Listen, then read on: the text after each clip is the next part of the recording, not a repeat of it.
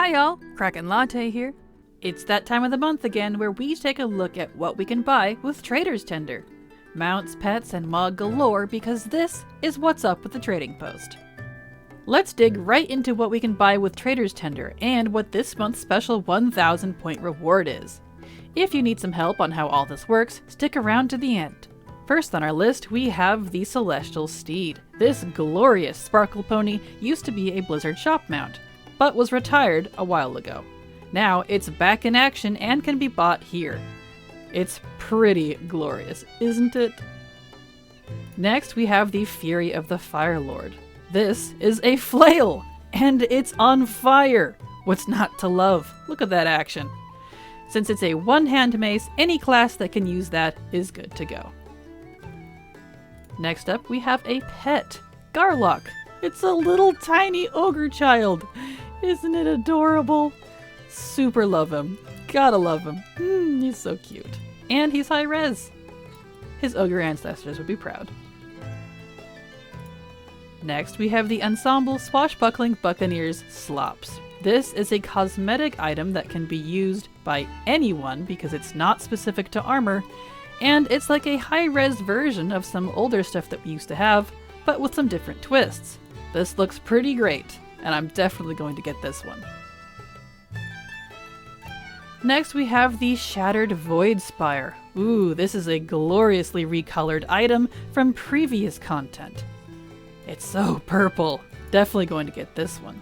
This is a staff, so any class that can use a staff is good to go.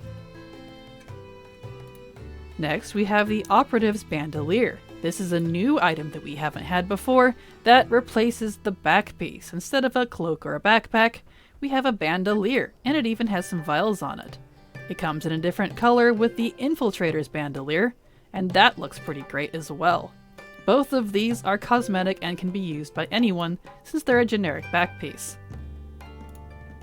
Next up, we have the Azure Scale Sworn Longbow. Look at this frosty, glorious bow. This is gorgeous.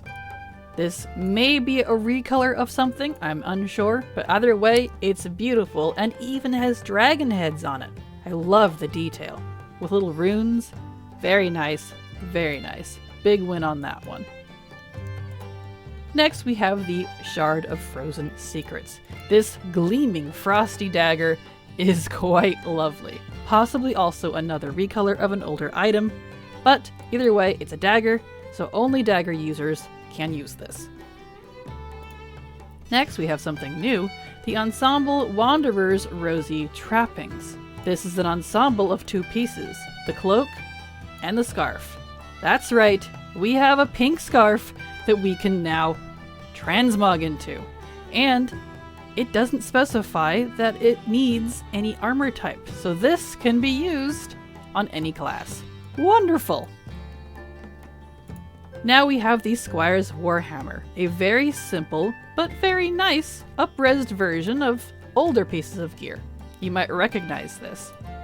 Either way, this is very nice, and it's a simple two-hand mace, so anyone that can use that is good to go. Next up, we have the Fetid Bouquet. This lovely offhand is quite big actually. It really does look like a bouquet, and it's a fully 3D asset. Look at that! We have lots of flower offhands, but all of them are pretty flat because they're old. This one is 3D, fully fleshed out, and even has a little skull on it. Very Forsaken themed. Love this. And since it's an offhand, anyone who can use an offhand can use this. Next, we have the Rosy Corsage. This is something a little newer. We have a 3D asset for our wrist. This is a cosmetic wrist piece. That's right, not just a painted on skin. We have a 3D asset for your wrist. These are sort of a newer thing that's been being added lately, and I'm really pleased because I love different, unique pieces. And it does not specify armor type, so anyone can transmog this on their wrist. Very lovely. Next, we have the Ensemble Vagabond's Rosy Threads. Similar to the Rosy Trappings, we have a two-piece ensemble that is a cloak, but this time a hood. It's the same color as the scarf and cloak, but this one's more raggedy and has a very nice hood. Very high detailed, stitches and everything, hood. I really like this one. And the best part is it is again not specified to armor type. That means even plate wearers can have this nice hood. I'm very pleased. Now the very last item that we have, and it's up here because I froze it already, is the iridescent war cloak. This is a simple cloak, a little bit of ruffle around the edge, but it's very pretty. Look at this gradient color and gold filigree. Very, very nice. Just a simple cloak, nothing physically new, but very nice colors. And that wraps it up for February 2023.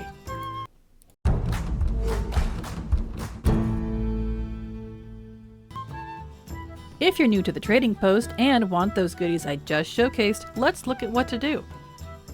First up, there are 2 waves of Trader's Tender, the currency used here, with 1,000 total that you can earn each month. Unspent Tender will roll over into the next month as well. You will earn your first 500 Tender free just by logging in that month on an actively subbed account that's in good standing.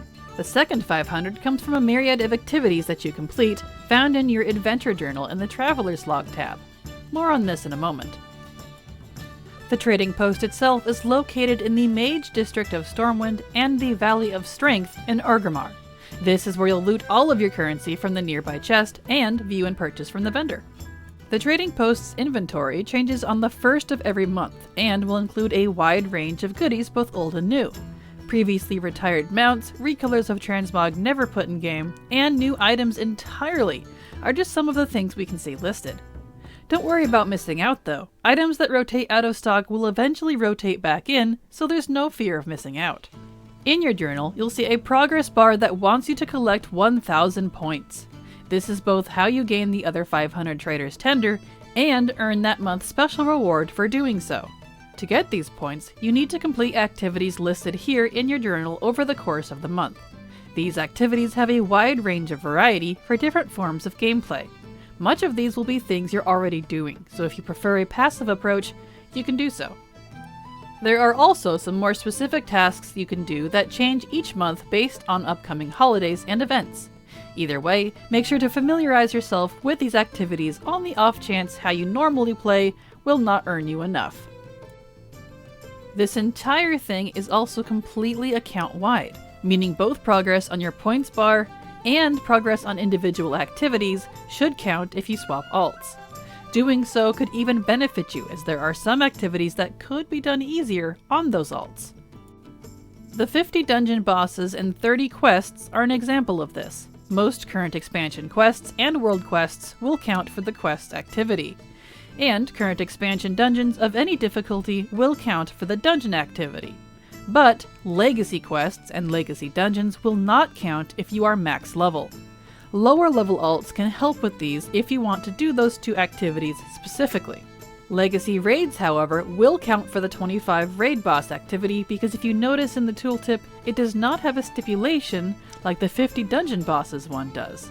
The quests one doesn't specify, however, so this is why I wanted to make that clarification. Each of the activities in the Traveler's Log are categorized neatly and even trackable like quests and achievements by shift-clicking in the chosen task. Doing this can help you keep an eye on your progress. Since there is so much here available with such a wide range of activities and you only need 1,000 points, you could easily complete this bar in a day or 2 if you preferred, rather than spreading out over the full month. These activities are meant to be simple as a secondary fun thing to do to reward you just for doing what you love to do anyways. Either way, once you complete the progress bar, you will have earned your extra 500 Trader's Tender and that month's special reward. Come back to the trading post and loot both of these from the nearby chest to receive them. Now, with all of your currency in hand, you can buy whatever you want, but you will notice you can't afford everything, so choose wisely. You can also freeze a specific item you want for the next month so that you can save up for it. And as a reminder, any unspent Trader's Tender will roll over to the next month. And there we have it! If you think I've missed information or you want to request I do a specific guide, let me know in the comments below. Even if I don't answer you, I just might add your idea to my list. As always, thank you so much for watching, and remember, it's never too latte.